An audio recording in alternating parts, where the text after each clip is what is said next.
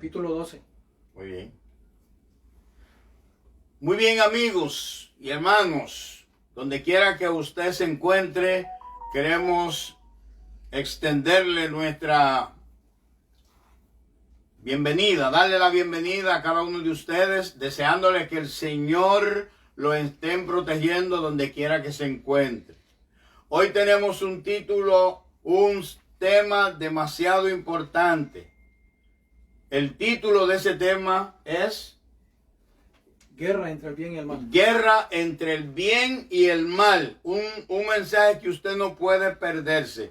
Quisiéramos pedirle de todo corazón que, por favor, si usted le gusta el tema, le gustó el tema, invite a otra persona a que mire con usted o simplemente propague el video. Si tiene algún comentario, tiene alguna pregunta sobre el tema o sobre los temas anteriores, haga su pregunta, póngalo ahí en el chat y le contestaremos a su tiempo. Así que antes de darle al predicador el tiempo, vamos a tener una palabra de oración para que el Señor nos dirija en esta tarde. Querido Padre Celestial que moras en los cielos, estamos aquí en la trinchera. Estamos aquí para alabarte, glorificarte y darte honra. Te pedimos, Señor, que tú nos hables en esta tarde. Que tú nos hables, Señor, en esta ocasión.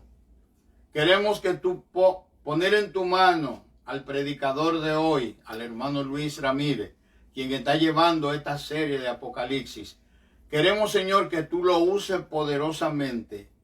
Que sus labios, su boca sea solamente el instrumento para que tus palabras fluyan con toda libertad en este momento. Dirígenos, guárdanos.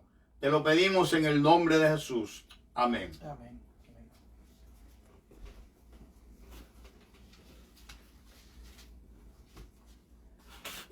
Muy bien, buenas tardes. Bendiciones para cada uno de ustedes. Que la bondad y la misericordia de Dios cubra a cada uno de nosotros en este día, que podamos proseguir aprendiendo de su palabra. Es maravilloso poder comprender la palabra de Dios. Es maravilloso dedicar tiempo para aprender, para escuchar qué es lo que Dios nos quiere revelar a nosotros para nuestra salvación.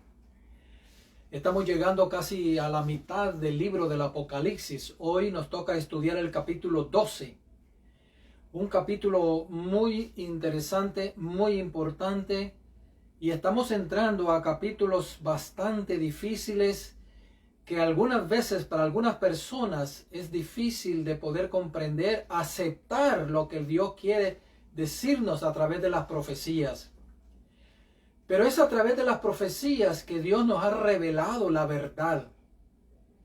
Es a través de las profecías que Dios descubre las artimañas de Satanás para detener la verdad y confundir a su iglesia, confundir a las personas.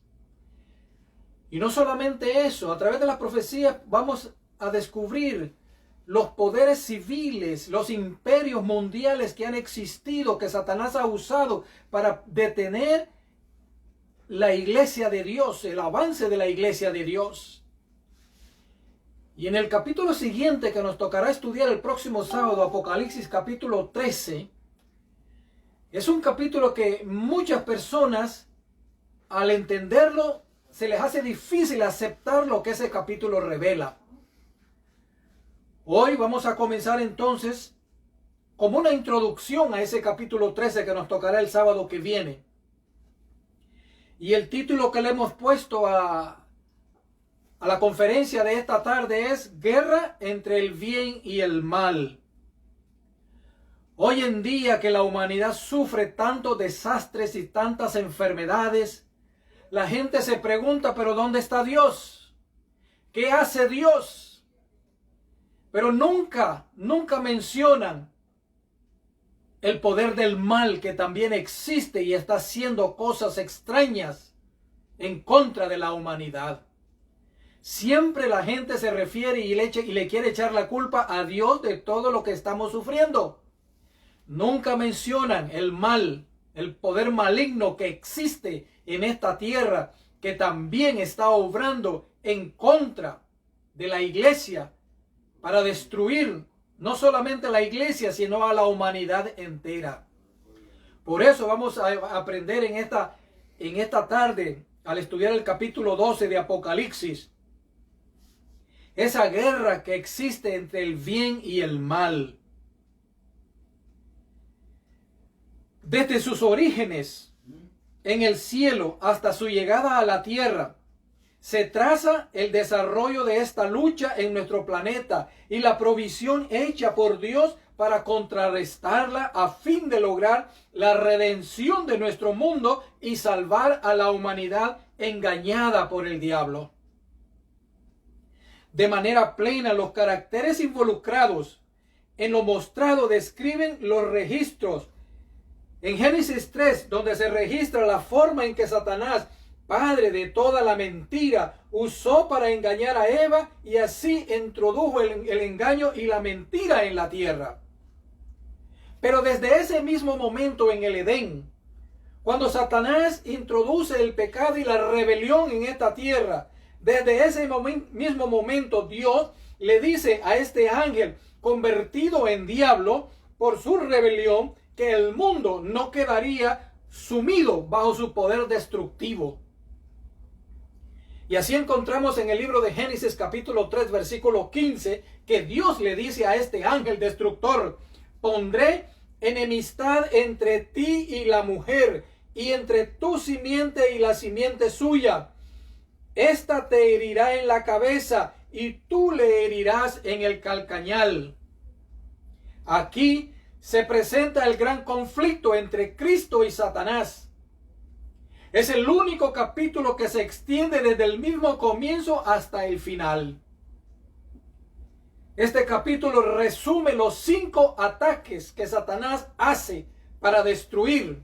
El primero, atacó a Cristo en los cielos, lo dice Apocalipsis capítulo 2 y lo vamos a leer más tarde.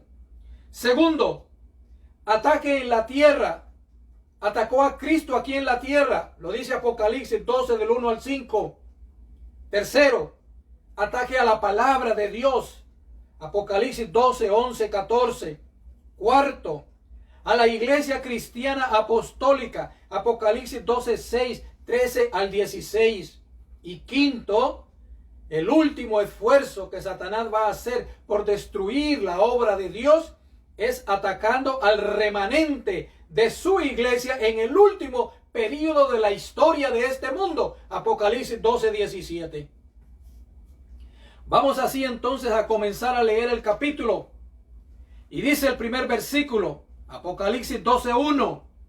Apareció en el cielo una gran señal, una mujer vestida del sol con la luna debajo de sus pies y sobre su cabeza una corona de 12 estrellas. Dice entonces el apóstol Juan que vio una virgen, una mujer.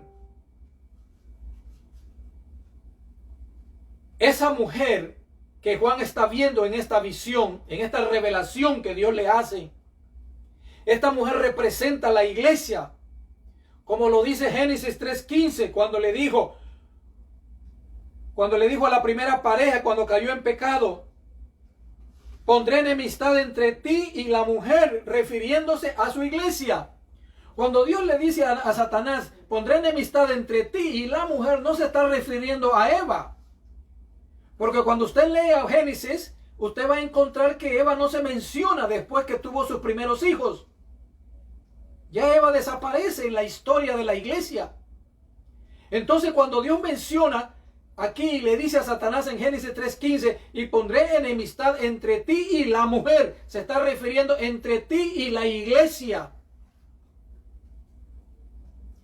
Por eso en Isaías 65:5 dice: como el joven se desposa con la virgen, y como el gozo del esposo con la esposa, así se gozará contigo el Dios tuyo. Y Oseas 2:19 dice: te desposaré conmigo para siempre, te desposaré en justicia, juicio y benignidad y misericordia. Segunda de Corintios 11:2, dice Pablo, porque os celo con celo de Dios, pues os he desposado con un solo esposo para presentarnos como una virgen pura a Cristo. A través del Antiguo Testamento y del Nuevo Testamento encontramos entonces que Cristo compara su iglesia pura con una mujer virgen. Así que entonces esta mujer virgen que Juan ve aquí en este capítulo 12 representa la iglesia cristiana apostólica que Cristo vino a fundar en reposición del pueblo judío que no había cumplido con su misión. Y dice entonces la visión con la luna debajo de sus pies. Esta mujer tenía la luna debajo de sus pies. ¿Qué significa esto? Alguien dijo que el Antiguo Testamento es el Evangelio velado y el Nuevo Testamento el Evangelio revelado. La luna refleja la luz del sol. La luna representa entonces el Antiguo Testamento en esta visión. O sea que la iglesia de Dios iba a estar fundada con el Antiguo Testamento y el Nuevo Testamento. No es como algunas personas dicen que el Nuevo Testamento ya no hay que leerlo. No. El Nuevo Testamento es la revelación del Antiguo Testamento. Por lo tanto, no podemos separarlo. Tenemos que leer la Biblia completa cuando queremos entender el Evangelio de Dios. Y entonces Juan dice que también vio esta mujer vestida del sol. Malaquías 4:2 dice, mas a vosotros los que teméis su nombre, nacerá el sol de justicia y en sus alas traerá salvación. Salmos 84:11 dice, porque el sol y justicia es Jehová Dios.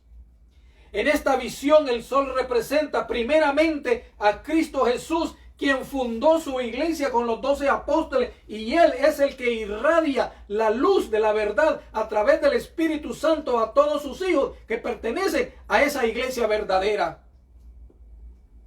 Y segundo, ese sol representa entonces el plan de la redención que está escrito en el Nuevo Testamento.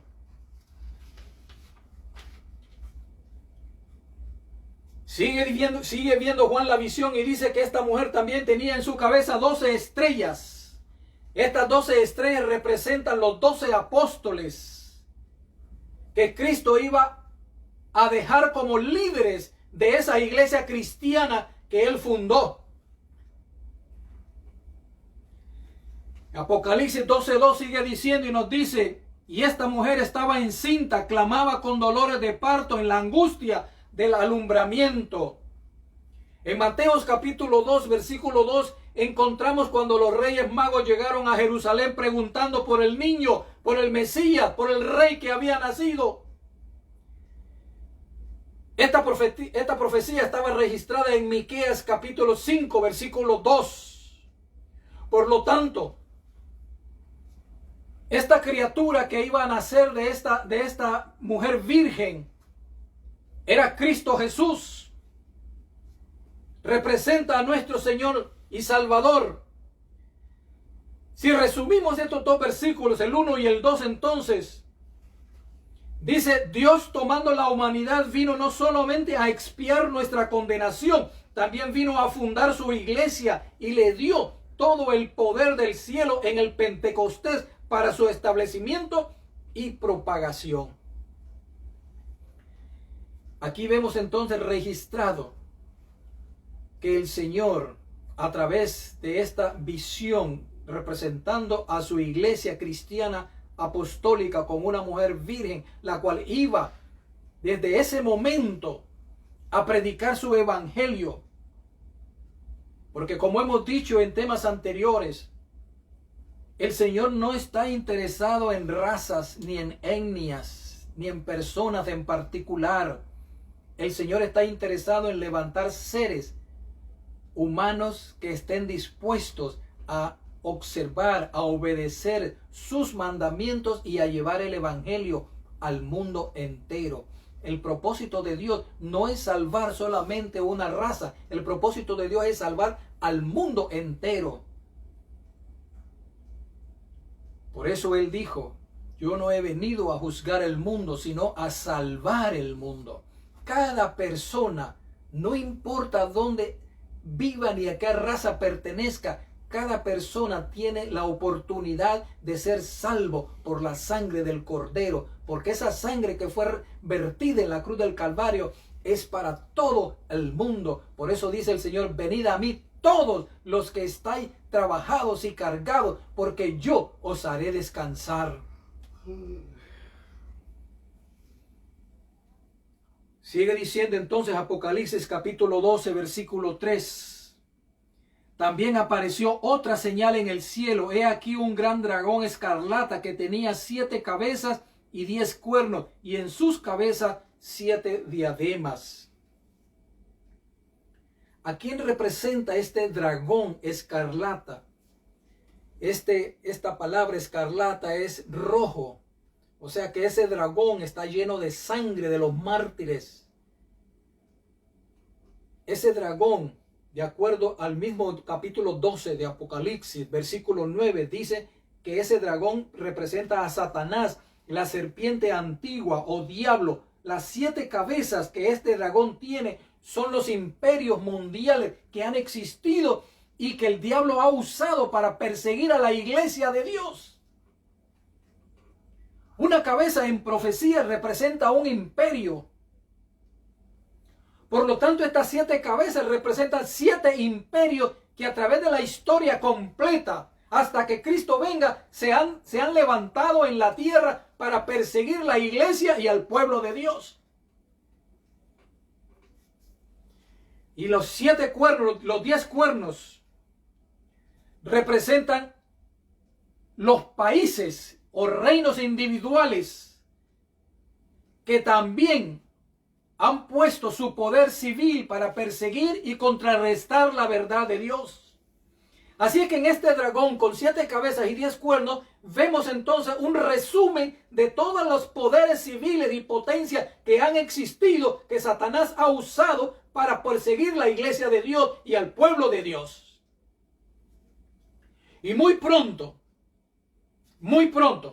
está cercano, el tiempo se está llegando, cuando Satanás volverá a usar todos los poderes civiles que hay en el mundo para volver a perseguir otra vez a la iglesia de Dios y a los que obedecen especialmente la ley de Dios. Lo vamos a ver en este capítulo cuando lleguemos a su final en el versículo 17. Apocalipsis 12:4 nos sigue diciendo entonces, y su cola arrastraba la tercera parte de las estrellas del cielo y las arrojó sobre la tierra, y el dragón se paró frente a la mujer que estaba para dar a luz, a fin de devorar a su hijo tan pronto como naciese. Esa tercera parte de las estrellas, el salmista dice que cuando Dios creó el mundo, las estrellas alababan a Dios. Esas estrellas representan ángeles. Así es que Satanás, cuando se rebeló en el cielo contra Dios, engañó a la tercera parte de ángeles. Y debemos de poner atención a esta cantidad, porque según Daniel, en el capítulo 7, dice que habían millones y millones de ángeles sirviendo al Señor. Así es que la tercera parte de ángeles caídos aquí en la tierra, que asisten a Satanás en sus maldades que está haciendo, es una gran cantidad de ángeles, demonios, que existen en este mundo.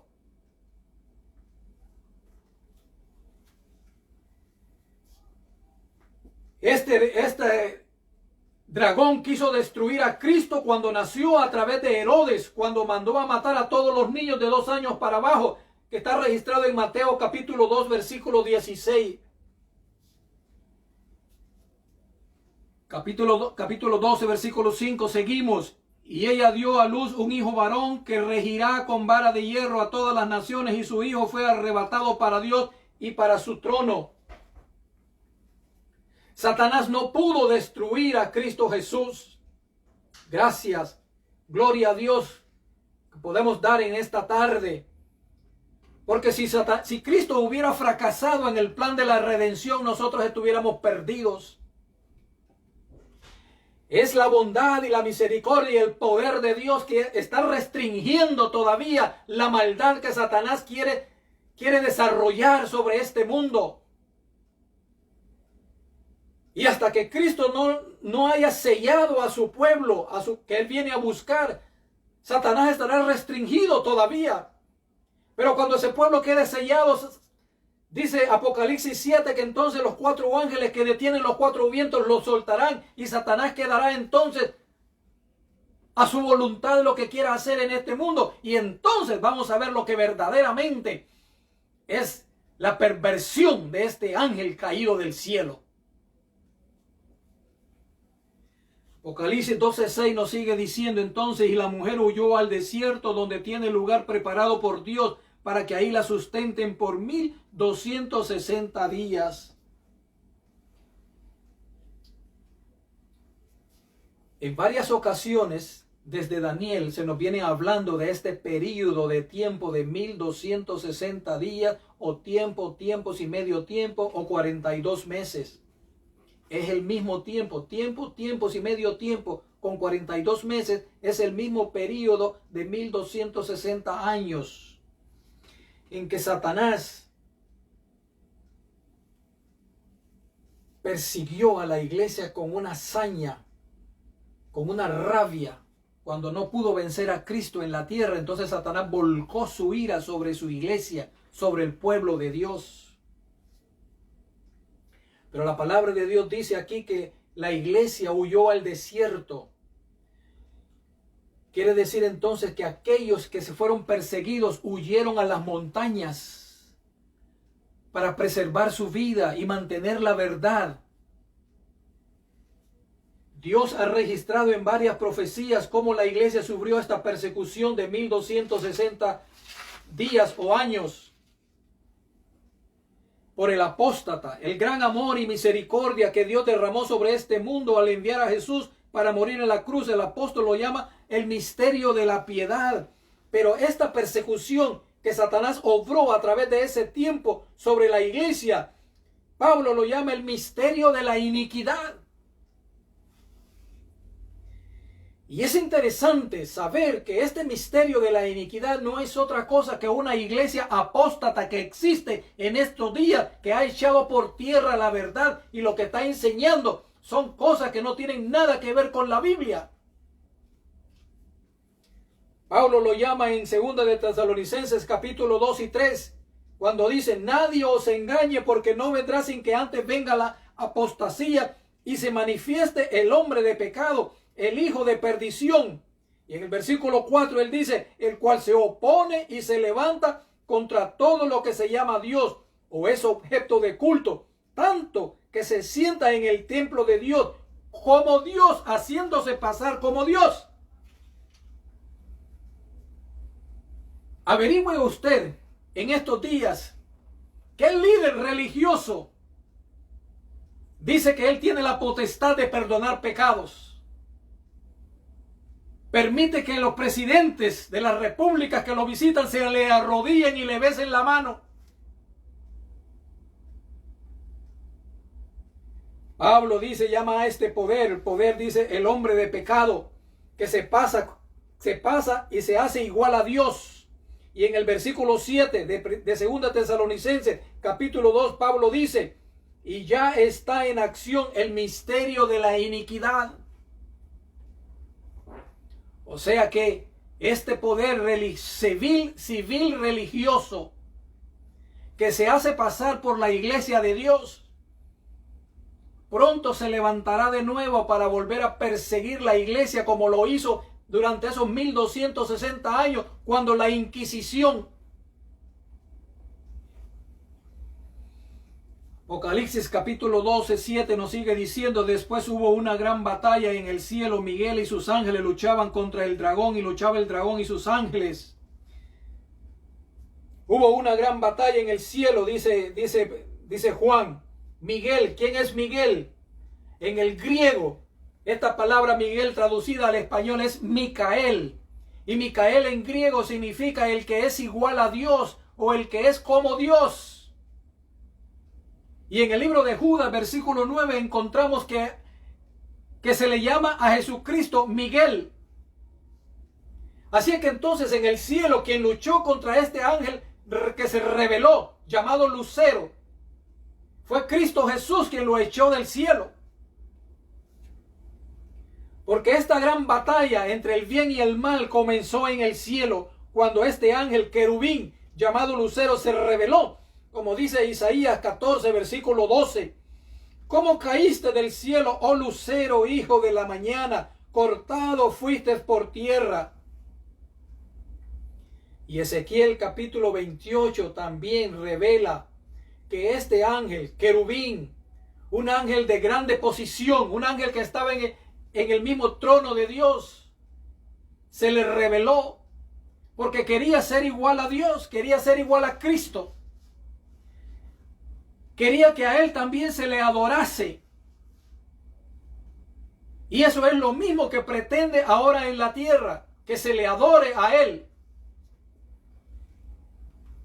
Y llegó bien lejos cuando tentó a Cristo en el monte de la tentación, cuando le dijo, te doy todo esto del mundo si postrado me adorares. Es un cínico, un mentiroso. Se atrevió a decirle a aquel que había creado el mundo y que lo había creado a él mismo, decirle, te doy todo esto si postrado me adoras.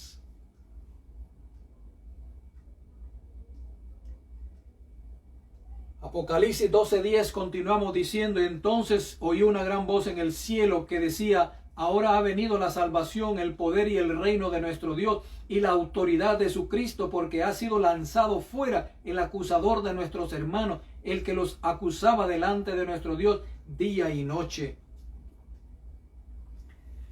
Satanás no prevaleció en el cielo, fue echado del cielo y vino a la tierra. Pero cuando estuvo en la tierra también fue vencido. Juan 16:11 nos dice, por cuanto el príncipe de este mundo ha sido ya juzgado.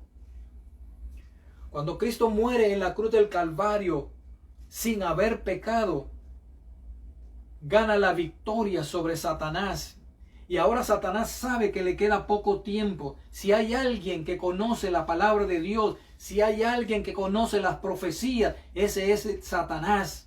Satanás sabe que el tiempo de él está contado y que cuando Cristo regrese será destruido para siempre y nunca más el pecado se levantará en la tierra.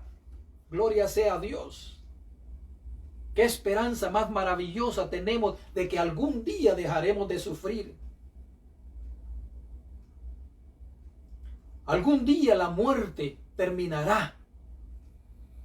Hace 3 semanas me tocó enterrar a mi hermana, a una de mis hermanas mayores. Y a pesar de que tenemos la esperanza de la resurrección, siempre duele esa separación de no ver más a nuestra hermana.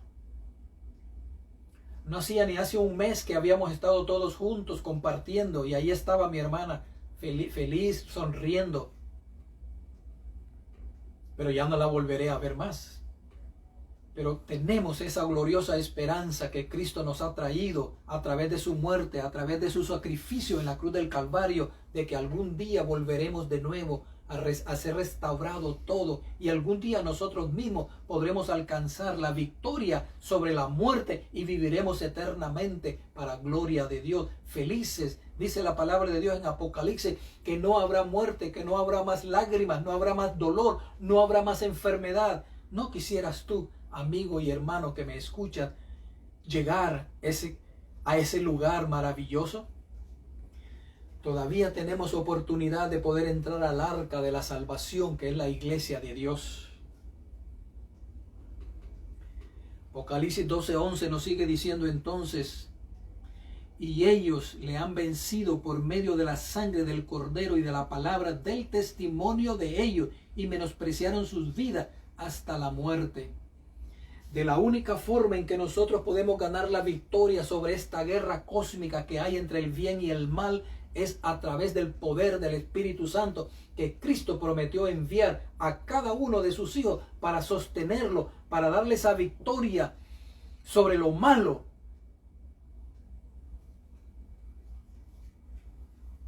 Antes de conocer la iglesia, estuve navegando en los barcos turistas por casi 8 años. Y como dicen por ahí, que el marinero, cuando llega a puerto, lo único que busca es diversión.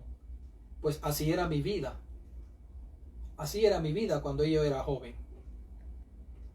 Pero doy gracias a Dios que a la edad de 27 años conocí la iglesia de Dios.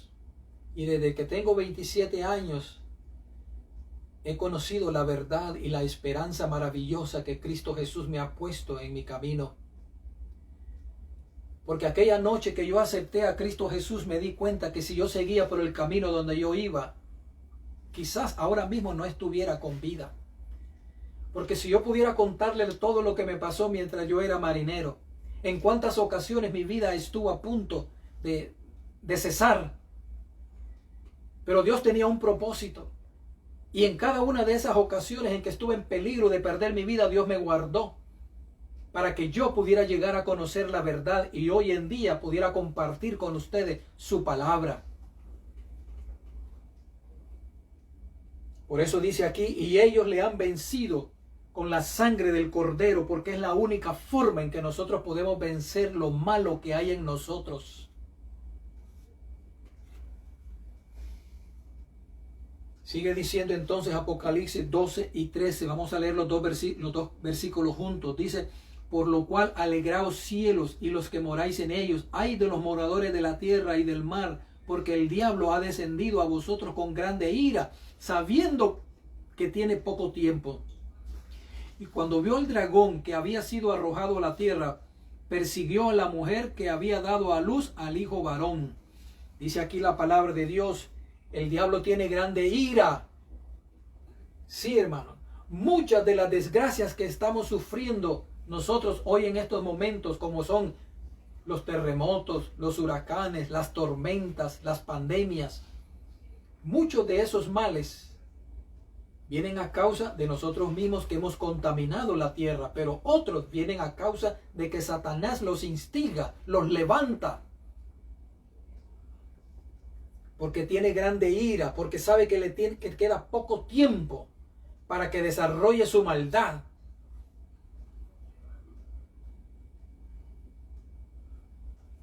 Y durante 1260 años ha usado cualquier tipo de cosas para perseguir la iglesia de Dios y destruir a los fieles de Dios.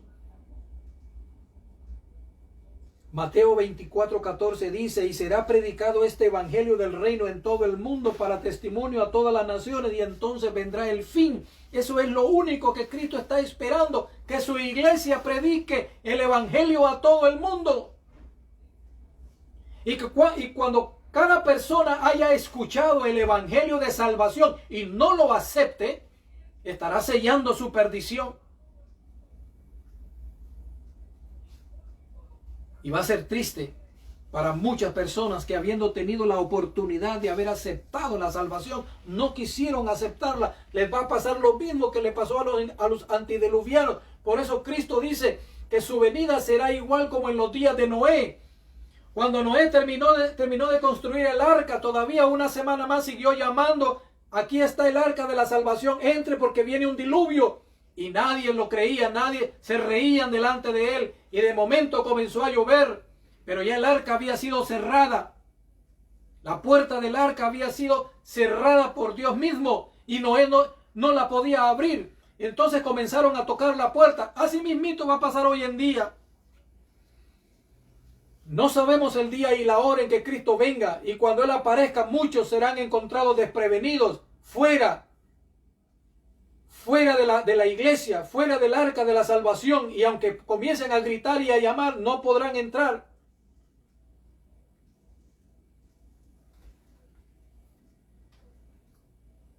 Por eso en esta tarde yo te hago una exhortación, amigo y hermano que me escuchas. Atiende el llamado de Dios. El evangelio, dice la palabra de Dios, que tiene que ser predicado a todo el mundo y entonces vendrá el fin. Y eso es lo único que Cristo está esperando. Mientras el evangelio se predica, Satanás hace y deshace para poder destruir y que este evangelio sea predicado en la iglesia, y pone muchas objeciones. Pero el poder de Dios está sobre él, y Dios ayudará a su iglesia a pregonar este evangelio en todo el mundo, para que cada alma tome una decisión para salvación o para perdición. Apocalipsis 12, 14, 16 nos sigue diciendo: y se le dieron a la mujer las dos alas de la gran águila para que volase de delante de la serpiente al desierto, a su lugar donde es sustentada por un tiempo y tiempos y la mitad de un tiempo. Y la serpiente arrojó de su boca tras la mujer agua como un río, para que fuese arrastrada por el río.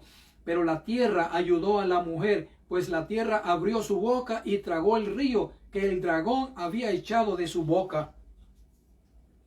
La iglesia ha sido perseguida desde su mismo comienzo. El judaísmo, precedido por el Sanedrín, fueron los primeros en seguir la iglesia cristiana que Dios había fundado. Saulo de Tarso aparece como el más encomiado perseguidor de la iglesia. Pero gloria a Dios que en el camino a Damasco se encontró con Jesús, y Jesús le pregunta y le dice: Saulo, Saulo, ¿por qué me persigues? Y Saulo pregunta: ¿quién eres, Señor? Y le dijo: yo soy Jesús a quien tú estás persiguiendo. Todo aquel que persigue la iglesia persigue a Jesús. Todo aquel que se opone a la iglesia se opone a Jesús. Pero no podrá prevalecer por 1260 años, como la profecía lo viene repitiendo en varias ocasiones, la iglesia apóstata, que en Apocalipsis 17 es llamada Babilonia. Es la iglesia que se ha opuesto más a la verdad de Dios, pero los textos leídos nos dicen que Dios la mantuvo viva a través de un remanente que se mantuvo fiel a través de toda su historia. Por eso dice aquí el versículo que la tierra abrió su boca para ayudar a la mujer. Cuando se refiere a la tierra, se refiere a lugares desiertos, donde la iglesia, los hijos de Dios tuvieron que huir, como los valdenses, que tuvieron que huir a las montañas del Piamonte en Italia, los albigenses, los hugonotes en Francia, tuvieron que huir a los lugares solitarios para poder mantenerse, para poder mantener la verdad vigente. Siempre a través de toda la historia de la iglesia, Dios ha tenido un remanente que le ha sido fiel, que ha mantenido en alto la verdad. Así lo dice el versículo final que vamos a leer en este capítulo 12.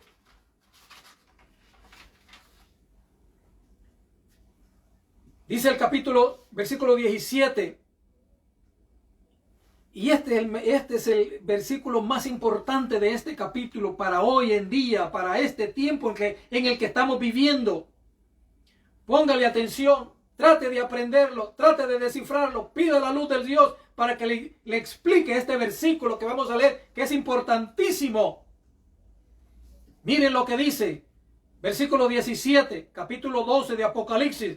Entonces el dragón se llenó de ira contra la mujer y se fue a hacer guerra contra el resto de la descendencia de ella. ¿Qué significa esta partecita de este versículo? Dice que el dragón se llenó de ira contra la mujer. Siempre ha estado persiguiendo a la iglesia, pero aquí el versículo dice que se fue a hacer guerra contra el resto de la descendencia de ella. ¿Quién es el resto de la descendencia de la iglesia? Los que hemos llegado al último tiempo de la historia de este mundo. En otras palabras, es la iglesia que existe en estos días, que predica el evangelio de Dios a todo el mundo. Es contra quien la iglesia, Satanás, está airado. Por eso dice que se fue a hacer guerra contra el resto de la descendencia de la iglesia. ¿Y quién es este resto? ¿Quién es esta iglesia que de los últimos días que está predicando el evangelio eterno a todo el mundo? Tiene dos características, dos cosas que la identifican como la iglesia de Cristo Jesús, como la iglesia bíblica. Escúchelo. En esta última parte del versículo dice que se va a hacer guerra contra la descendencia de ella, los que guardan los mandamientos de Dios. Primero, esta iglesia con quien Satanás está airado, lleno de ira, y que pertenece al resto de la iglesia, o sea, a la última parte de la historia. Esta iglesia dice que guarda los mandamientos de Dios. Dice aquí la palabra de Dios, no lo estoy diciendo yo, lo dice Apocalipsis 12:17, que Satanás se va a hacer guerra contra el resto de la descendencia de la iglesia, los que guardan los mandamientos de Dios. Busque, pregunte, averigüe qué iglesia pregona los 10 mandamientos de Dios. ¿Qué iglesia ha exaltado los 10 mandamientos de Dios durante toda la historia? Así que aquí usted tiene la primera característica de la iglesia verdadera, de la cual Satanás está airado y haciéndole guerra. La iglesia que guarda los mandamientos de Dios. Y la segunda característica de esta iglesia lo dice al final del versículo. Y tienen el testimonio de Jesucristo. ¿Qué significa el testimonio de Jesucristo? Bueno, vamos a permitir que la misma Biblia nos explique a nosotros qué es el testimonio de Jesucristo. Y eso lo encontramos en Apocalipsis capítulo 19, versículo 10. Dice Apocalipsis 19:10. Yo me postré a sus pies para adorarle. Y él me dijo, mira, no lo hagas. Yo soy consiervo tuyo y de tus hermanos que retienen el testimonio de Jesús. Adora a Dios, porque el testimonio de Jesús es el espíritu de la profecía. Así que la iglesia verdadera, bíblica, que Cristo vino a fundar y que pertenece al resto o a lo último, tiene dos características. Guardan los mandamientos de Dios y tienen el espíritu de la profecía. O sea que esta iglesia verdadera, bíblica, tiene que tener un espíritu de la profecía que la guíe, que la oriente, que la enseñe, que la instruya, que la corrija. Averigüe entonces usted qué iglesia